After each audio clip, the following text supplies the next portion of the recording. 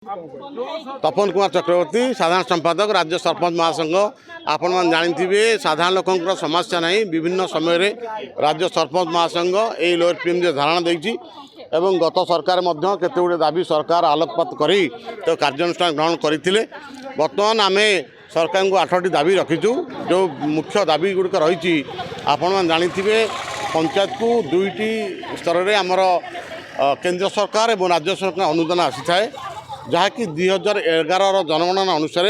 ग्राम पंचायत जनसंख्या अनुपात रे पैसा आसी थाए जोटा कि आजिका दिन में 2026 वर्धित करा जाई नाही जहाँकि जहाँ अर्थ आसूची से अर्धाधिक अर्थ आम विद्युत देय और कर्मचारी दरमा कर जाऊँच आम सरकार डिमांड करूँ से विद्युत देय को सरकार बहन करूँ और से अर्थ को आम पंचायत में खर्च करूँ। एवं आउ गोटे समस्या रही कौन आप जानी एवं देखा जाऊँगी विभिन्न सरकार समय विभिन्न सरकार उन्नयनमूलक कार्यक्रम घोषणा करिंतु जो कार्यक्रम नहीं था हाथ को नहीं था प्रकृत में ग्राम सभा और पल्ली सभा पारित करने कथा आम पारित करूँ कि देखा जाए ग्राम सभा और पल्ली सभा पारित कलापर तो परवर्ती मुहूर्त में परिवर्तन कर दि जाए प्रशासन माध्यम एवं उच्चपदस्थ आम नेतृमंडल माध्यम आम कह चाहूँ यदि आप पल्ली विकास कथा कहते तेरे ग्राम पंचायत मंगध पल्ली विकास मंगध सरपंच मान पूर्ण क्षमता दिंतु कार्य करने सुजोग दिंतु तेज जाए विकास हम आ सरकार विभिन्न समय कहते आम 60 वर्ष ऊर्ध्व समस्त भत्ता प्रदान करूँ किंतु आपण मैंने जानिले आश्चर्य हे अद्यावधि नूतन भाव में भत्ता क्या दि जाऊ ना जो पंचायत रे जितोटी लोक मृत्युवरण करेंगे जो भैकेंट सृष्टि हम से भैकेंट को पूर्ण कर नचेत पूर्ण नुआ भत्ता सांक्शन कर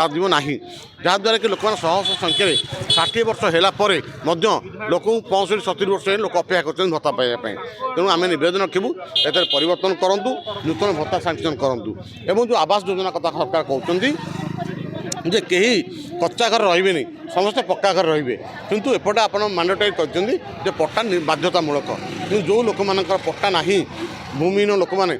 व्यवस्था कहीं करूना तुरंत व्यवस्था करा जाऊ एवं प्रधानमंत्री आवास योजना अंतर्भुक्त करा जाऊ यही भाव में आम 8 गोटी दाबी उपस्थापन करूँ। आम आशा करूँ जी बर्तमान माननीय मुख्यमंत्री मोहन चरण माझी से सरपंच भाव में विगत दिन कार्यकर्ता थे से समस्या विषय अवगत अच्छा आशा रखू यही समस्या समाधान करने आलोचना कर तुरंत कार्यानुष्ठान ग्रहण करूँ।